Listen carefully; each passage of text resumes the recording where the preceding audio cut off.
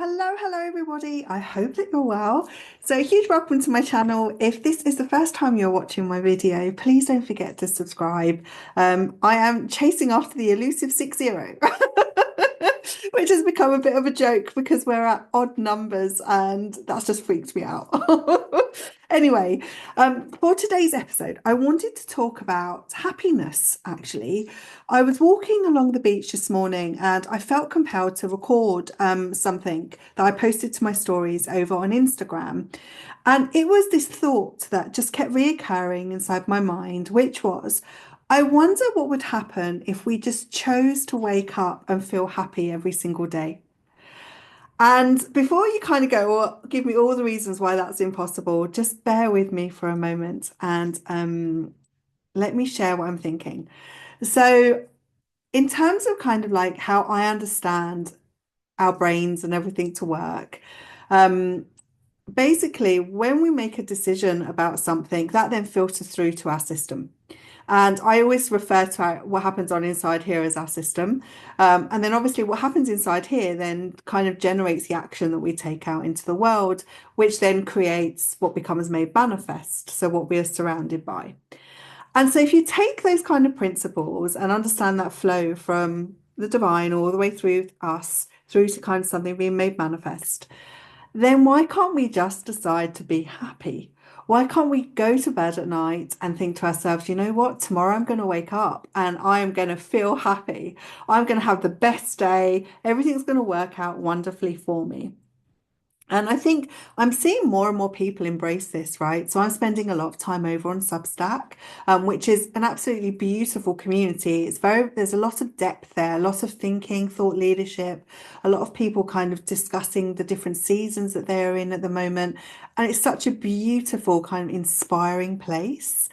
And I've noticed that more and more people are embracing this idea, this concept of being happy, but they're not necessarily calling it that. They may be saying, well, I want to find more peace in my day. I want to find more joy. I want to concentrate and do things that light me up. Well, all of that is happy. It's to be happy. And it isn't something that's elusive. It's something that lives inside of us. So I'll give you an example. A really lovely lady I know is currently buying a house, and she left me a message to say that her house had the offer had been accepted, etc. And I thought that's amazing, brilliant, woo! And we're all cheering about it. And then the next day there happened to be a bidding war on this house, which is a pain, right? It's a bidding war. But I took a moment because I was started talking to her about it and I could feel it. She was very kind of caught up in, oh, somebody's competing on this house and now how's it going to turn out? And she really wanted kind of, her offer to just be cleanly accepted, etc. And I thought to myself, gosh, what if we just pause for a minute and we just say, this is amazing. Somebody else loves my house as much as I do. Somebody else has bid on my house. How brilliant is that? And just create happy around it. And then you'll find that as you approach that situation, obstacles tend to just disappear and move out the way. And it increases our capacity, our ability to hold the things that we are wanting to receive because we are approaching it with this like really uplifting view. Now, I'm not asking you to fake it. If you don't feel happy, you don't feel happy. And that's a question you'll need to ask yourself as to right now, what are you protecting me for? Right now, why don't I feel happy? But if we go into situations, no matter what they are, and we expect the worst, then the worst is what is shown to us. But if we can go into a situation or even the start of our day, just expecting to be happy, you'll notice those beautiful glimmer moments. And I love that word, by the way. So you'll notice those beautiful glimmer moments. You'll notice things in the moment that maybe you wouldn't necessarily see through a lens of, I don't feel very happy, right? I'm sitting here right now and it's sunny outside. It's one of the first early days of spring and it's so beautiful. And this morning we got to go and choose some flowers for the garden. And Clive's out there at the moment building a pergola type thing for our clematis, and there's lots going on. And it really had me contemplate that actually this morning I made a decision to wake up happy. And then what happened? I started walking down by the beach and I was waiting for Alice's hover. And this is a conscious decision, by the way, that I made not to keep waiting in the car, but to park, get out of the car, go walk. Because I am so lucky to be able to walk by the water and to see our beautiful beaches. So I made a conscious decision not to see the world through the windows of my car, but to actually be in the world. And so I've really started to embrace walking, and I find that actually in those moments, I can think more clearly. I feel creative. I literally overbubble because there are just tons of things I want to share. And all of that stems from this concept that actually I wake up in the morning every day expecting to feel happy. And all of these, and it's funny because that does not mean that my day does not have bumps in. It does not mean that my day does not have slowness in, or quiet or peace, but that's a different type of happy. Happy doesn't necessarily mean being completely bubbly and spending lots of energy because that might not be part of your makeup. But I always find that being happy for me is also contentment. It's also just being at peace with what is.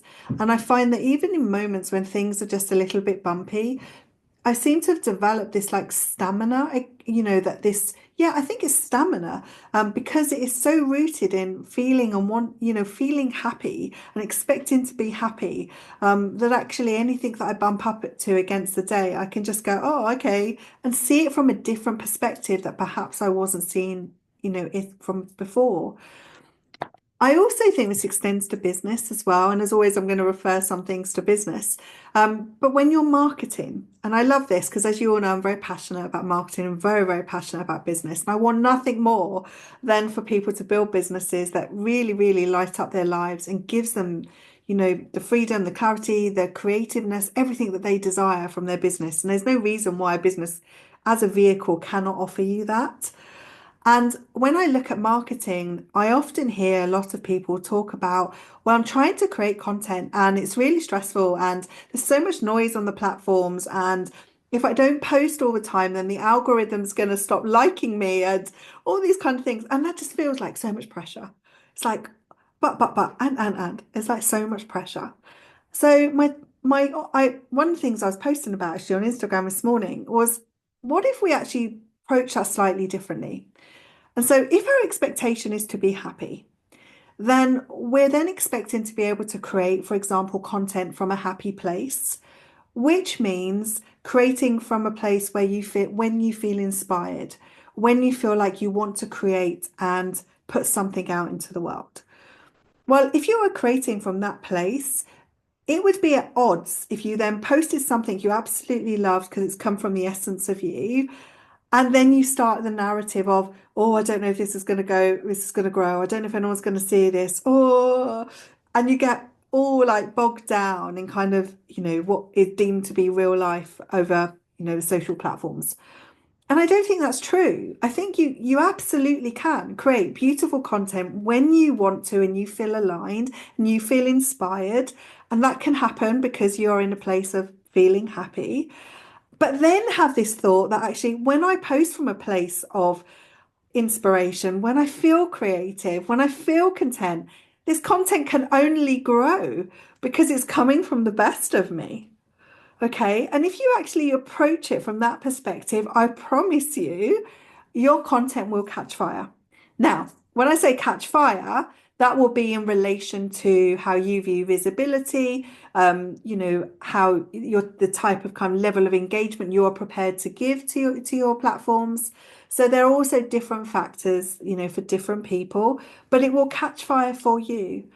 And it's funny because I actually had this thought, I spend a lot of time working with clients, and creating dashboards and from a CMO perspective, sort of looking at holistically the business and numbers and all these different things. And I suddenly sat there and was like, well, one moment. I can see impressions, I can see engagement, I can see followers. It's all great. But I wonder if I started measuring content from, did I post it when I was in an inspired state? Did I post it when I was feeling creative or had a really good idea and I just felt really happy to post this? And actually, it's a piece of content I actually really love creating.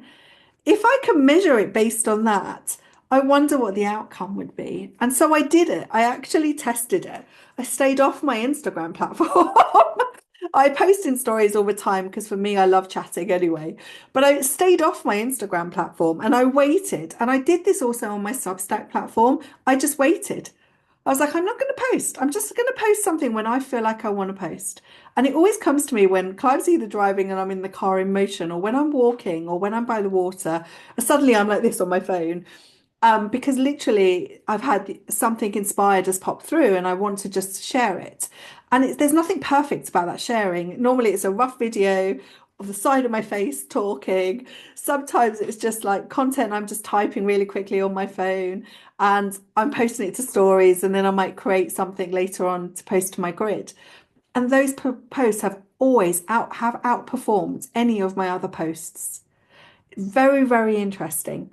So I actually don't prescribe to, the algorithm isn't going to like me if I don't post. I actually think it's energy that carries us. And so if we're creating from a place of high energy, from a foundation of happy, that can only fuel your creativity, that can only fuel your inspiration, which means brilliant results for your business. It means that you're going to talk to what we call your fractal line, right? You're going to call in the people who are interested in what you have to offer. And there's depth there. And we're now in the season of micro communities. We're now in the season of people wanting deeper relationships, quality connection. And that comes from creating upon a foundation of happiness. So I offer this to you today. If you go to bed tonight and just before you fall asleep, and you just start thinking of something that's very joyful, something that makes your heart happy, and then set the expectation. Tomorrow I'm going to wake up happy. Tomorrow everything's going to work out for me. Tomorrow I'm going to see the glimmers in my world, and just see what happens. And then let me know. Take care. I wish you all much love. Bye.